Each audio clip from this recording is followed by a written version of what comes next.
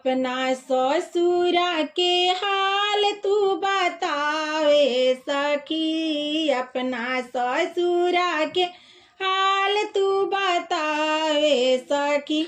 जवन सीख के अइलू हमरो के सिखावे सखी, जवन सीख के अइलू हमरो के सिखावे सखी। हमरा ससुर जी के बोलिया मिठाई सखी, हमरा ससुर जी के बोलिया मिठाई सखी। कि हमर सासु हई बड़ की खिलाड़ी रे सखी, कि हमर सासु हई बड़ की खिलाड़ी रे सखी। हमरा भसुर जी के बोलिया मिठाई सखी, हमरा भसुर जी के बोलिया मिठाई सखी।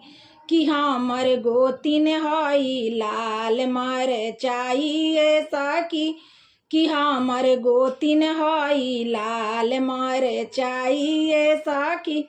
कि हमर देवर हउए छेना के मिठाई सखी, कि हमर देवर हउए छेना के मिठाई सखी।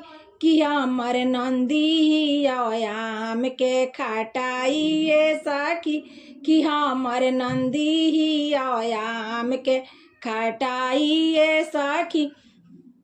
अपना ससुरा के बात का बताई सखी, अपना ससुरा के बात का बताई सखी। कि हमर सैया हउए बड़का रंग बाज रे सखी, कि हमर सैया हउए बड़का रंग बाज रे सखी।